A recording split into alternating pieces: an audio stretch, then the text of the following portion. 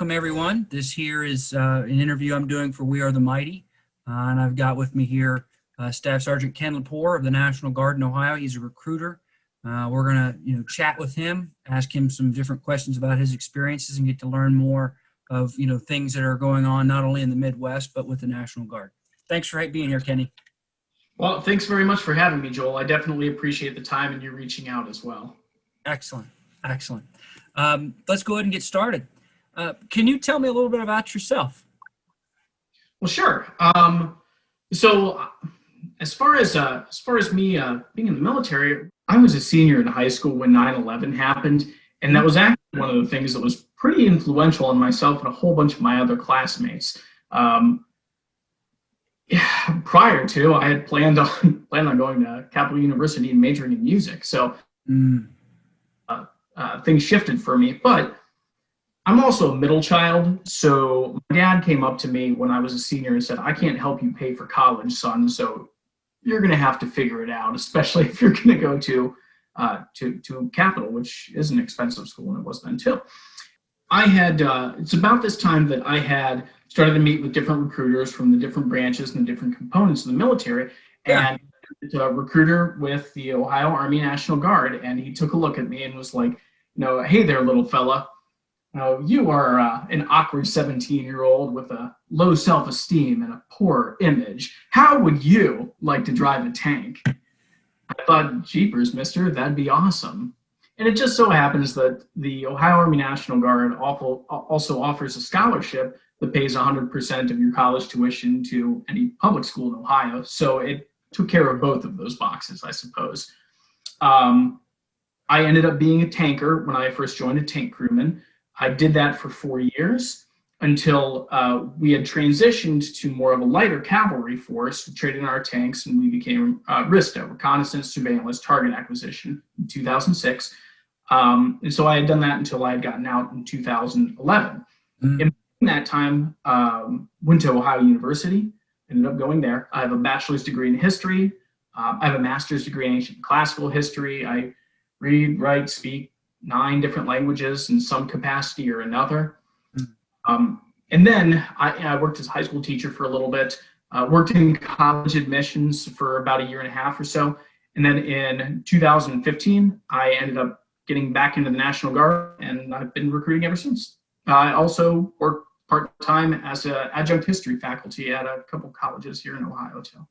Excellent. Excellent. So you're able to still lead and train and affect young minds even in the classroom. That's great. You're welcome. So, you're doing all this recruiting. Can you tell me about the recruitment process? Yeah, absolutely. So the cool thing is I've been through the recruitment process twice. When I was 17, the recruiter was like, "Hey, you're kind of awkward. How about we look into this?" Way different when I was 30 and I had gotten back into the Guard. So that point in time when I had contacted a recruiter, it was more along the lines of, you're an older guy, you've done a whole bunch of stuff, like, what can I do for you? So the dialogue was completely different than what I had experienced when I was a kid.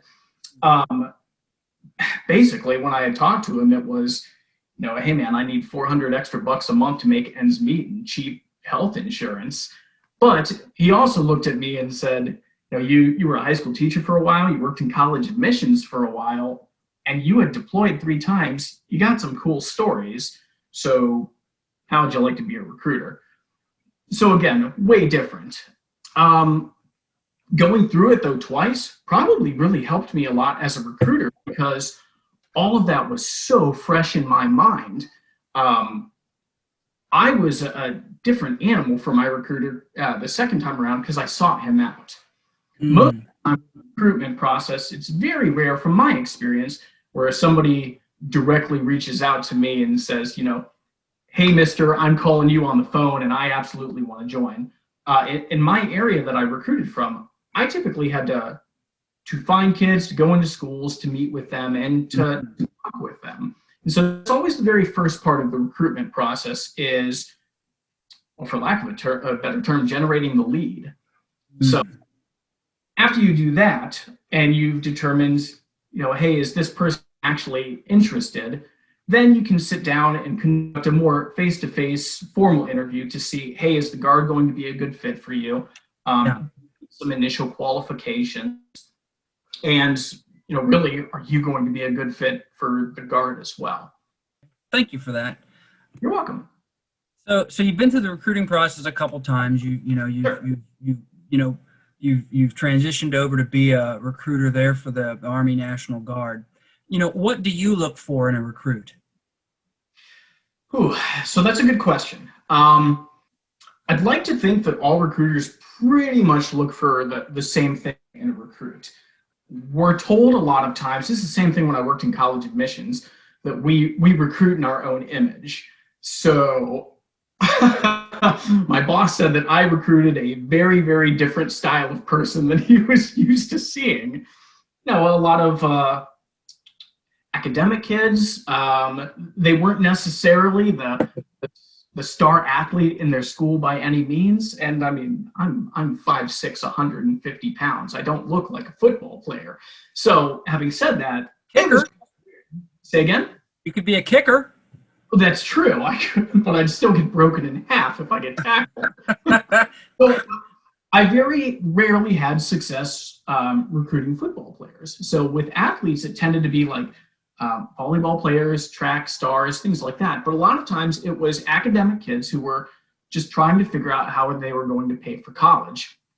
I tried to always focus on when I would sit and talk with people in an initial interview, the question that kept running through my head is, could I see this person in my squad or in my platoon? Yeah, and I spent a lot of time overseas.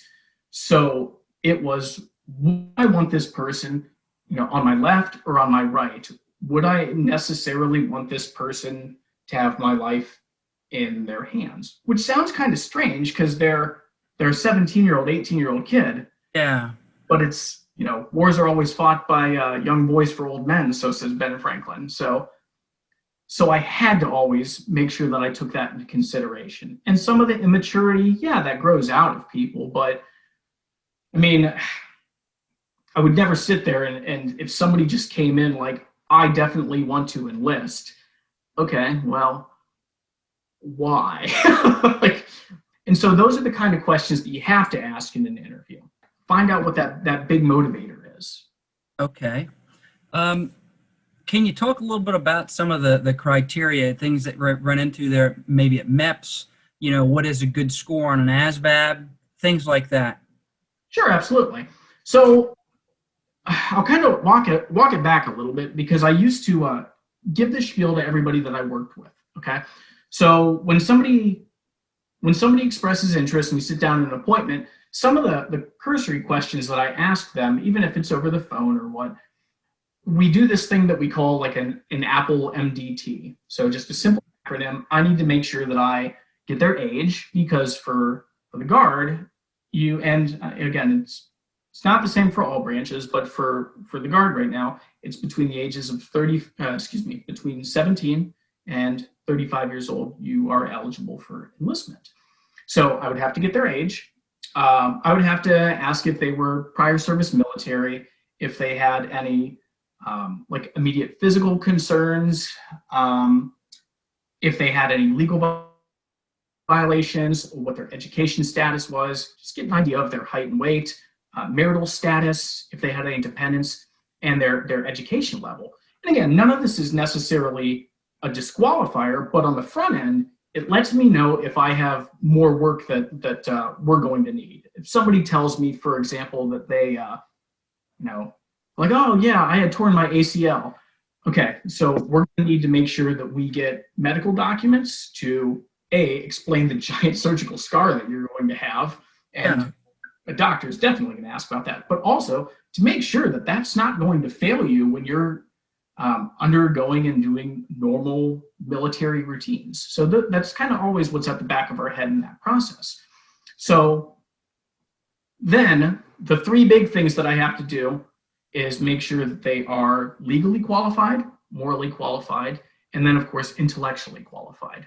And so some of that is going to be conducted in an interview, of course, when we run a background check on them. But as far as the physically qualified, we'll go over a medical questionnaire with them. It's like, I think 164 medical questions is what it was. Just a And few. anything that's a yes, I need to always make sure that I get medical documentation. And then afterwards, we submit it to MEPS, the Military Entrance Processing Station. The doctor's down there. They take a look at it, determine, hey, is this a disqualifier or not? If it is, then we have to run a medical waiver on them. So that's its own process that gets initiated. The other big thing is the ASVAB. So the ASVAB, which stands for Armed Services Vocational Aptitude Battery, it's a standard intelligence test, okay? 9 different sections, but only 4 of them actually count for your score, okay? So it's scored in 2 different ways. I know this sounds really, really bizarre. So the first score is your AQFT. This is the thing that just determines, hey, have you passed this thing or have you failed this thing? So for all Army components right now, Army, active duty, the National Guard, the Reserves, you have to score at least a 31 or above on it. It's not a percentage, it's a percentile. So to be able to pass this thing, you basically have to be better than 30% of the people that take it, okay? Again, it's a percentile, not a percentage. And that is created from 4 different categories on this test. 2 English sections and 2 math sections. To determine what your jobs are that you qualify for, that's what all of the other little sections are that are on this thing, like spatial recognition, essentially electronics, mechanic stuff, a lot of things that are more specialized knowledge. What do you know at that time? Because if you want to be a mechanic, chances are you already know how to, work on it. That was all beyond me. But I was really good at English and math, so I had a 98 on my ASVAB. Doesn't necessarily mean it's a good score though, because it just means that I can read, write, do math, and get through word problems. So it seems like you do really well on it, but it's still the question of what jobs do I qualify for at the end of the day? Because I've seen some people who have come through my doors that have scored 32s on the ASVAB, and they're freaking out and panicking, like, I'm not going to qualify for good jobs. And I'm like, yeah, you are. Let's take a look at your line scores. This is what actually says what jobs you can do, and you're eligible for a lot. So it's kind of weird how a good score works on that. Interesting. Yeah, I scored in the 90s as well for the ASVAB, although I was doing it more so for being a Marine officer, which was 14 years ago. It's been a while. But I don't even remember what line things I had. I didn't realize that when you shared that. I thought it was just an ASVAB score, and then you kind of could qualify for a lot of things. But that's interesting. In the past, I've had kids who they'll get kind of panicky, like, well, I need to study for this thing. And I'm like, basically, if you're a junior in high school, this is designed for people who are at least juniors in high school to be able to pass it. And my old office partner had somebody who had a 99 on it, which technically is the highest score you can get, who was a junior in high school.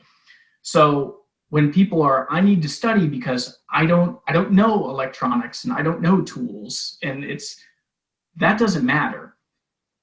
What, are you in like junior or senior English? Are you in like algebra 2 right now? I promise you will be fine on this. There's really no need to study. So again, unless you specifically want to be an electrician and you don't know anything about electrical engineering, you might want to brush up on that. Yeah, that's interesting, and it sounds like it's difficult to study for. You can offer study materials, though, to the 2 people that take the ASVAB, correct? Oh, absolutely. So in the past, I've had a couple people who I had been working with, and they didn't do as well as they wanted to on the ASVAB, or for that matter, they didn't pass the ASVAB. That's what I meant to say. They didn't pass it. Did not at least a score of a 31 or above. So what I would always do is email them a copy of ASVAB for Dummies. And that's the name of the book. That's not me being mean. It is ASVAB for Dummies. And it has in there those 4 sections that are the things that create your overall score, that AQFT. It's the word knowledge, paragraph comprehension, arithmetic reasoning, and your mathematics knowledge. And it is just studying those things, because if you can do that, you pass, and then you should qualify for something. So yeah. Again, I can't help people directly study, but I can give them these materials. One of the other things that I've seen in the past, a young lady who I was working with, she had taken an online practice version of the ASVAB. It's called a PICAT. It's not the ASVAB, but there's steps that we can go through to make it into an official version of the ASVAB. She had taken it and she did not do very well on it. So we sat down and I said, hey, looking at your things here, this is what you need to focus on. You need to focus on word knowledge. And if you can boost that enough, I promise you will pass this thing. And after about a week and a half, which, having said that, I also worked with her guidance office and a couple of her English teachers at Buckeye Valley High School who I was friends with. And they sat down and they worked with her so they could make sure that they picked up her vocab skills. And a week and a half later, when she went down there and took it, she ended up passing, and we got her a job that she wanted that was close to her house. And at the time, that was a job that also came with a $20,000 bonus and a Montgomery GI Bill kicker of $350 a month while she was in college. So again, at the end of the day, that score is not necessarily the be all end all. So I think she scored a 38 was what her AFQT was, but she passed, and that's what matters. Excellent. Interesting. How exactly, and you touched on a little bit, how exactly does a recruit get an MOS? So that's a great question. Okay. It ties back to the whole, physically, morally, and intellectually qualified thing. I can sit there in my office when somebody comes and meets with me an appointment and they say, I want to be in the infantry, or I want to be military intelligence, I want to be a medic, whatever. They can say that all day long. But at the end of the day, once we go take the ASVAB, that actually lets me know what jobs they qualify for. And there used to be a spreadsheet that I could put the information in their different line scores, and it would show me what all they qualified for. And then we could go down the list that way. Now, the other things that I mentioned, though, are morally qualified and physically qualified. So to be able to enlist, you have to be able to pass a military entrance physical, okay? And it's not, people think physical and they think that it's like a physical fitness test. No, it's just the kind of thing that you would do if you played sports in high school. Someone's going to check to make sure that everything bends the right way, and that you can walk like a duck and things like that, okay? Duck walk, whatever. So if it turns out, though, that you're colorblind, you can't do every job that's out there, because, right. For whatever it's worth, I wouldn't really want somebody who was colorblind messing around on the red wire or the green wire when it came to like electronic or explosive ordnance disposal. Agreed. That could be a little tricky. Yeah. Now, even as a cavalry scout, though, I know that we read a lot of maps that are red light readable. So again, different things require, different jobs. It doesn't matter if you're colorblind. It doesn't matter if you're completely colorblind or red-green colorblind, but we have a special chart that says that as well. And of course, the legal thing, because chances are, if you have certain legal violations, you're not getting a security clearance. You're definitely not getting a top secret security clearance. So that's why it's so important in that initial meeting that we have with people that we identify some of these things.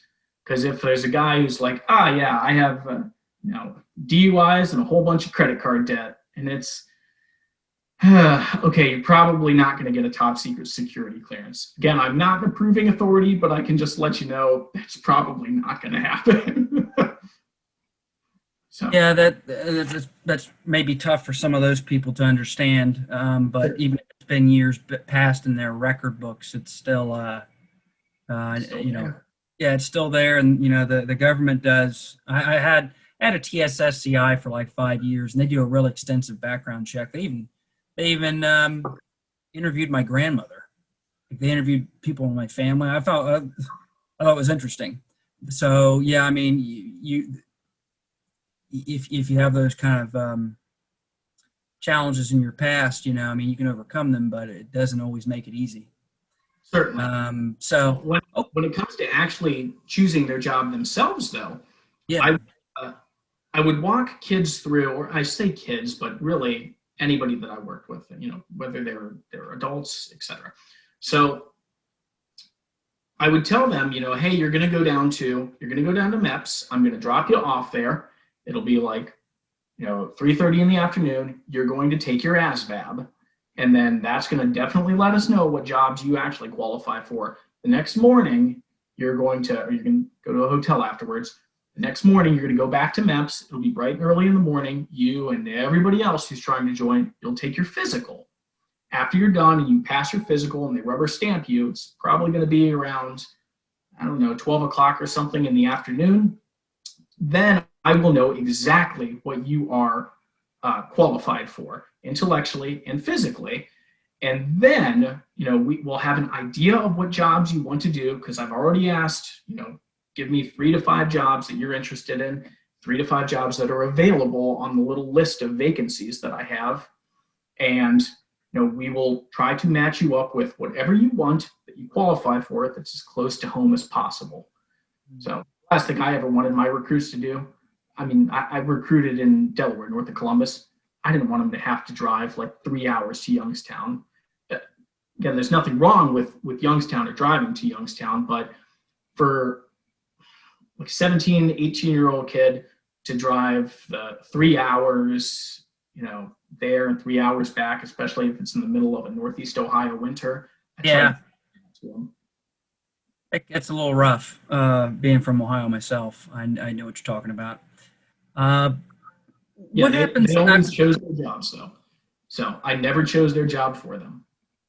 Okay, It's one of the different, I can't speak for other branches, but with the Army, whether it's active duty, reserve, or in my case with the National Guard, with the Army National Guard, the applicant chooses their job, and the day that they walk out of MEPS, they get a paper, this nice 6-page document called a request form, and request is an acronym. I unfortunately don't remember what it stands for, but it says exactly what their job is, exactly when they're going to basic training, when their basic training and their job date, their AIT, their individual training job dates are, an anticipated graduation date, and then there's a whole bunch of other like personal information on like their ASVAB scores and things like that in there. And with the Guard, one of the other things that's in there is the location of their unit. So if I tell you, hey, I've put you in the Alpha Battery 134th Field Artillery in Delaware, Ohio, that's where you are. It is right there, black and white. And if I told you it comes with an incentive of any kind, it's also right there on that first page too. So everybody should walk out of there eyes wide open. Okay, no surprises. Exactly. What happens after the recruit joins? So this is going to be a little bit different for every branch, but with the Ohio Army National Guard, after a recruit joins, since their contract started the day that they enlisted, they're technically on a paid status, and they'll start doing their 1 weekend a month. So that's the thing about the Guard, you know, the 1 weekend a month, the 2 weeks a year used to be what the shtick was. You know, we were part-time soldiers. I was a part-time soldier, full-time student. And that's what I had always talked to everybody about that I had worked with, part-time soldier, full-time, whatever else you want to do. So they come in and they would do their 1 weekend with RSP, and that stands for the Recruit Sustainment Program, excuse me. They get paid for being there, and our goal, all of the recruiters who are there, we train them and prep them for the things that they're going to experience at basic training. whether it's learning the phonetic alphabet, the Army Creed, or the Soldier's Creed, excuse me, learning to sing the Army song. I mean, yeah, it's stuff like that. But I, as the cavalry scout, used to teach all the land navigation courses. My old office partner used to teach all of the firearms courses. Not that we were shooting anything, but breakdown, functions checks on M16s, M4s. Sometimes we would get 50 cals out. Everything that they would learn at basic training, we would try to get them prepped on beforehand, even marching, so they could have an idea of it before they got down there.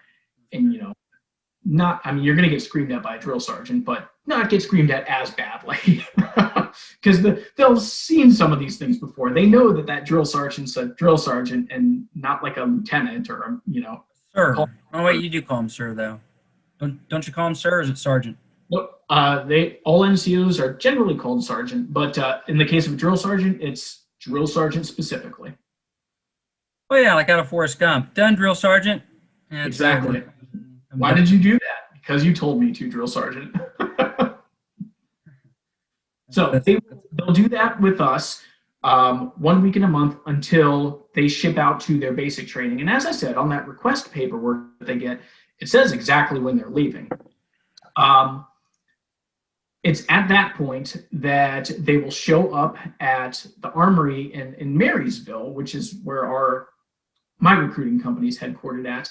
And then either myself or one of the other members of our recruiting company will drive them down to the MEPS hotel, and they'll stay there. They'll stay there again before they ship out to training. And most people are typically with us, I'd say, for about 90 days. There's usually about a 90-day gap between when you enlist and when you ship.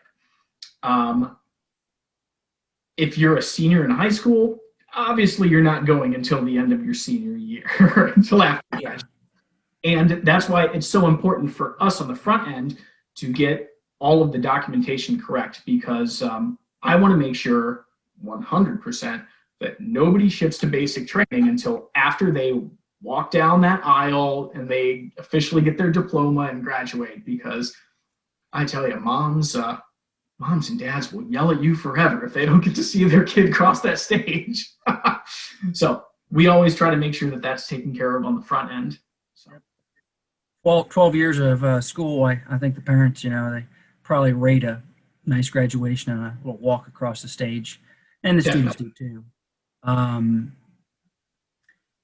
Interesting. Let me take a look here. See what else. How did your experience in college admissions transition over to your recruiting? It's interesting because college admissions was actually the thing that taught me how to talk to people. So working in high schools and teaching, I was primarily a substitute teacher in the district that I worked in for 3 years. So I already knew how to talk to kids, sure, but it was just like hey, let me tell you some cool things. Let me tell you information. Let me teach you. So there was a lot more of that, and then a lot less, again, my perspective, a lot less how to, let me take you forward and kind of explain all of the steps that you need to do in order to accomplish whatever your plans are. And it's probably because that's normally something that a guidance office is going to do. And again, I was a substitute teacher. So when I worked in college admissions, this is really where my boss, Jason, who was a great guy, he taught me how to, pick up the phone and talk to somebody. And, hey, this person's interested in going to our school, Ken. These are the questions that you need to ask, because you want to find out, what they're interested in, why they're looking to go to school now. Maybe they've had a break in between school and high school and now. Who else is kind of behind them in their corner? Who else have they talked to about this? And ask them the questions so you're going to be able to know in like a 15-minute phone call whether or not this is the right school and whether or not we can necessarily help them. I said, okay. And so at the end of the phone call, the goal is to get them to come in for an appointment so you can sit there and conduct this on more of a face-to-face level. So already it was, hey, I know how to talk to people on the phone. Of course I can get people to come into my recruiting office. It's the face-to-face meeting that was the most important part, because it's just even though you can learn a lot about somebody in a 12 to 15 minute phone call, point where you're really trying to get the idea of, why are you interested in the Army or the Army National Guard? Why do you want to be infantry? You say you want to go to college and that's why you're looking at the Guard. Well, what kind of things are you interested in majoring in? No, your major doesn't have to be the same as whatever job you choose in the Guard. That ain't how it works. I majored in history and drove tanks. I promise those aren't the same.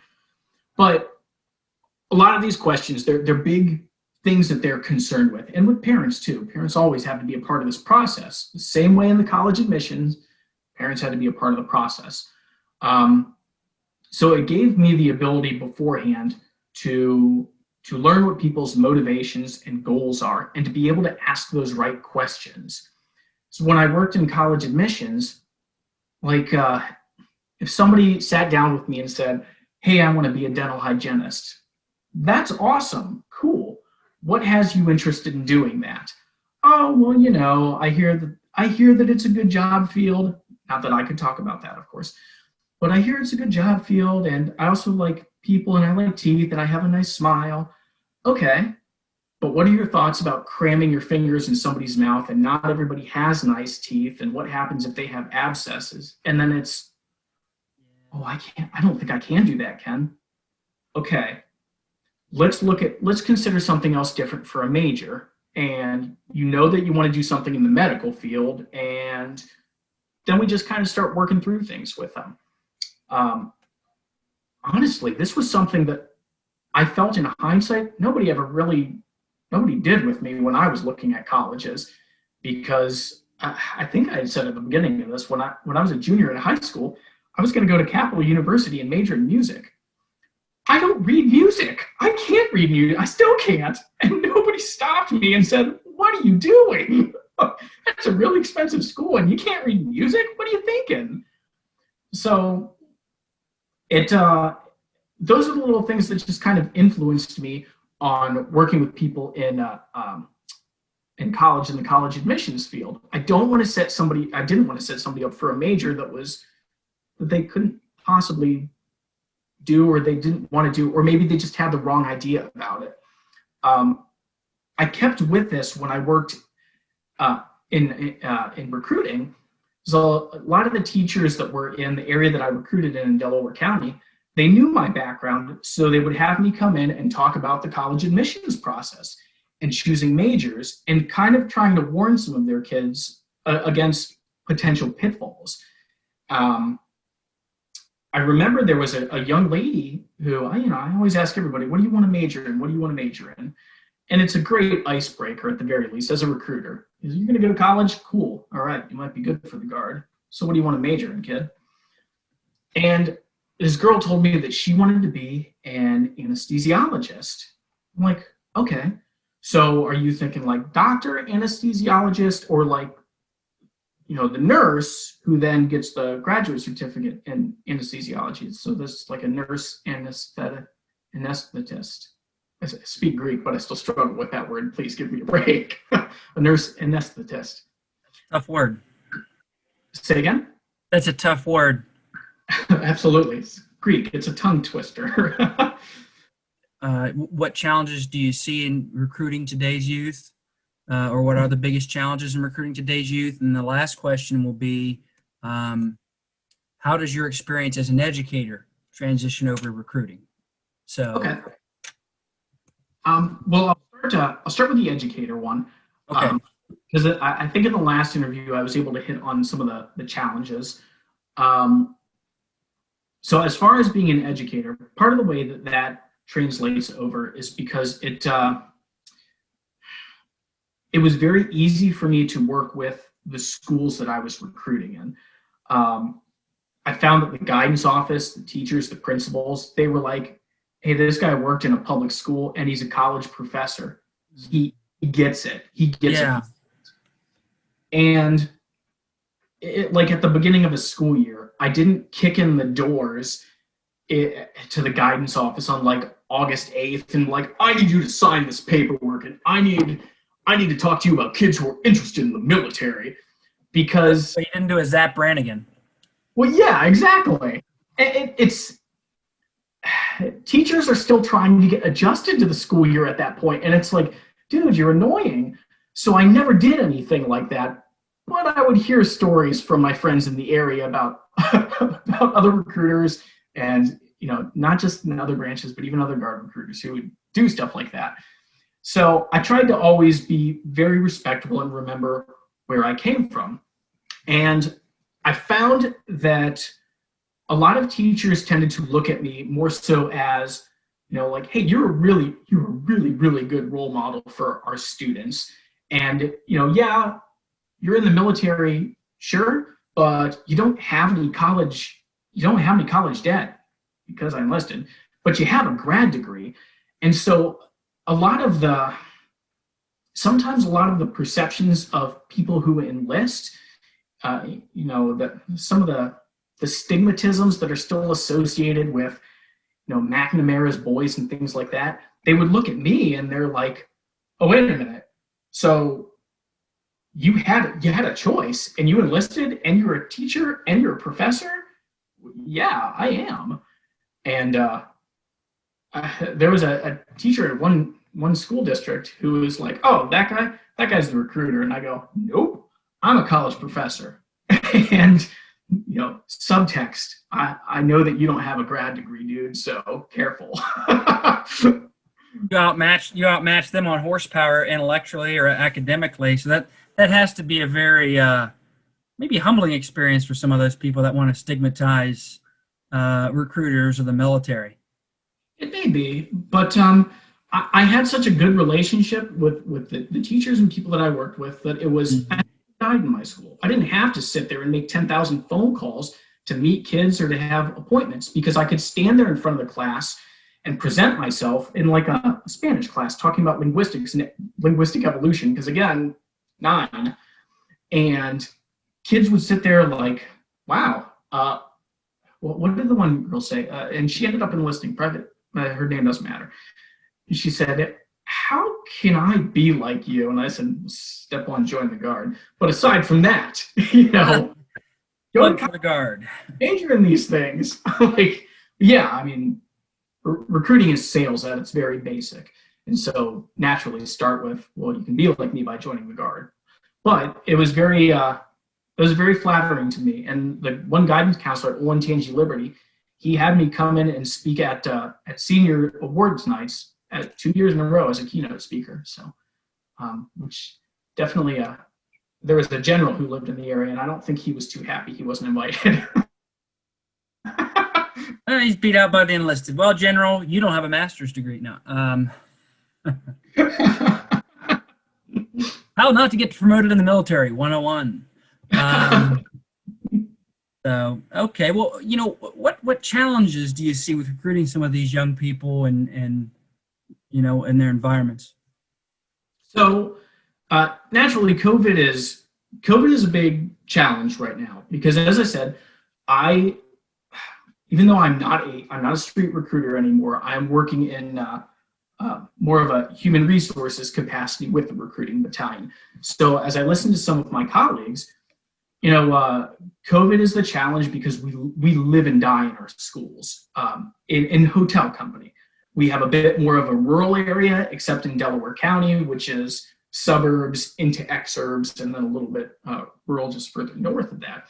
So it's not like we get phone calls like crazy or a whole bunch of hot leads from people doing inquiries.